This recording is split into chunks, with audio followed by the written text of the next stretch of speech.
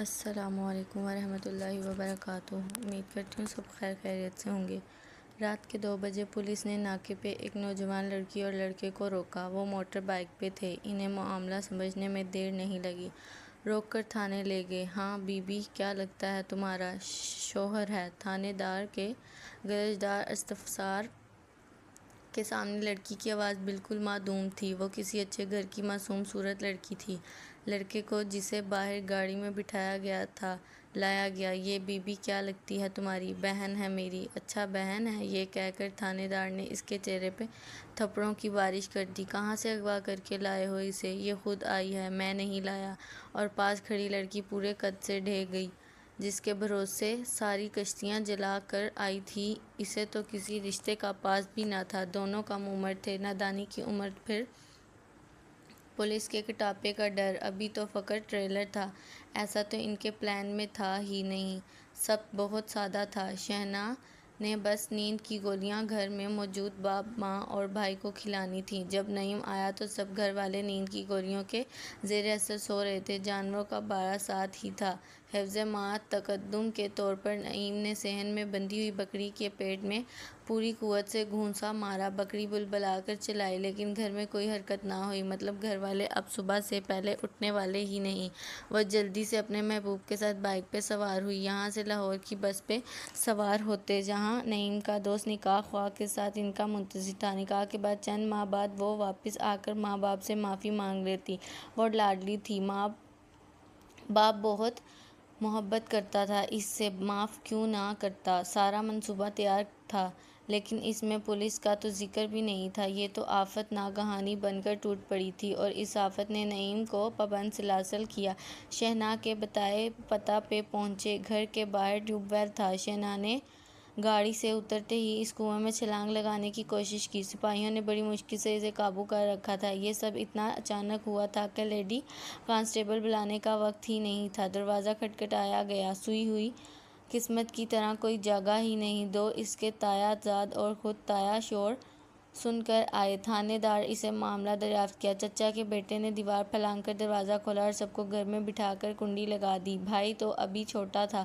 بمشکل ماں باپ کو اٹھایا گیا، اور جیسے ہی باپ نے پولیس کی حراست میں بیٹی کو دیکھا، گویا زمین پھٹ چکی اور آہستہ آہستہ نگل رہی ہے۔ تھانے دار نے ایک زناٹے دار تھپڑ بابا کو مارا۔ بابا وہ تڑپ کر بولی، لڑکیاں تمہاری گھروں سے بھاگ کر کہیں پہنچی ہوئی ہیں اور تمہاری نیندیں پوری نہیں ہو رہی، تمہیں نیندیں سوج رہی ہیں۔ پولیس والوں کی زبان ایسی ہی دو دہاڑی ہوتی ہے، اگلے وجود کی چیتھڑے اڑ جاتے ہیں، لیکن یہاں تو وہ زندہ ہی نہیں تھا، ایسے جیسے کسی بڑے خواب کے زیر اثر ہو۔ شکوہ نظروں سے بیٹی کو دیکھا۔ تم خود جنازہ نکال کر چوک میں الٹا لٹکا گئی ہو، اور وہ تھپڑ بھی نہ مارے۔ ابھی سے مت رو بیٹا، ابھی تو کئی کوڑے سہنے پڑیں گے، ابھی تو ہر روز حد لگے گی، پھر نسل در نسل خراج ہوگا۔ کیسا نرالا کاروبار کیا تو نے بیٹی، سود در سود ہی بڑھتے رہیں گے۔ بابا نے اپنی رلی ہوئی داغدار پگ اٹھائی اور روتے ہوئے تھانے دار کے ہیروں میں رکھ دی۔ معاف کر دو مائی باپ۔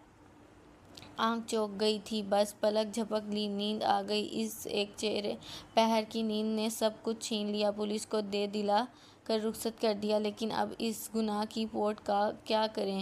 اب یہ گھر میں رکھنے کے قابل نہیں رہی۔ اب تو سب خاندان والے چونکہ پولیس کی گاڑی دیکھ کر جمع ہو چکے تھے، بابا کی جانب دیکھ رہے تھے کہ ان کے سامنے بیٹی کو کلہاڑی کے وار سے ٹھکانے لگائے کہ وہ کہانی کا ڈراپ سین دیکھ کر اپنے گھروں میں موجود تمام جوان لڑکیوں کو بتائیں کہ یہ ہے محبت اور یہ اس کا انجام۔ لیکن بابا کے ہاتھوں میں اب اتنی سکت بھی نہیں تھی۔ ہاتھ میں مسلی ہوئی پگڑی لیے بھائی کی جانب لپکا، لالے میری بیٹی ناسمجھ ہے، اپنا سمجھ کا پردہ رکھ لے۔ اور شہنا مرتے مرتے اکڑے سانس لینے لگی۔ تایا کے بیٹے سے شادی کا مطلب تمام عمر نزاع کی حالت میں رہنا ہے۔ اس کے اتھرے پن کی وجہ سے بابا نے انہیں رشتے سے انکار کیا تھا، اور اب ہاتھ جوڑ کر اس کو پیش کر رہے تھے۔ تایا کے خون نے جوش مارا۔ ٹھیک ہے، میرا ریحمان شادی کرے گا۔ لیکن ریحمان فورا اٹھا، ٹھیک ہے مجھے منظور ہے، لیکن نکاح کے بعد اس کا فیصلہ میں کروں گا، میں اسے بسا نہیں سکتا۔ اگر یہ مر گئی تو اس کا خون معاف ہوگا مجھے۔ بابا نے سہم کر دیکھا اور تایا کے کندھے کا سہارا لے کر اٹھتے ہی کہا، رات بہت ہو گئی ہے، لالے بچوں کو گھر لے جا۔ یوں سب ناکام لوٹ آئے۔ صبح کو سورج ابھرنے سے پہلے بات تمام گاؤں میں پھیل چکی تھی۔ وہ لاڈلی تھی، اس کی جان بخشی کر دی گئی۔ لیکن کیا یہ جان بخشی تھی؟ یہ تو تمام عمر کی قید تھی۔ وہ کمہاروں کی ذات کا لڑکا تھا۔ دل ہار بیٹھا تو محبت نامے لکھنے لگا، شحنہ پڑھ کر جلا دیتی، یہاں تک کہ لفظوں کے تپش سے پگھلنے لگی۔ وہ پروانہ بنا تو وہ قانون، قدرت کے پرانے قانون، محبت کے تحت خود ہی شمع کی صورت ڈھل گئی، روشنی پھیلنے لگی، یہاں تک کہ اس کے چار سو اجالا ہو گیا۔ مقدر کے اندھیرے اس چکا چوند کی بدولت نظروں سے اوجھل ہو گئی۔ یہ مدھم روشنی کیسے آگ میں بدلی اور تمام گھر جل کر خاکستر ہو گیا؟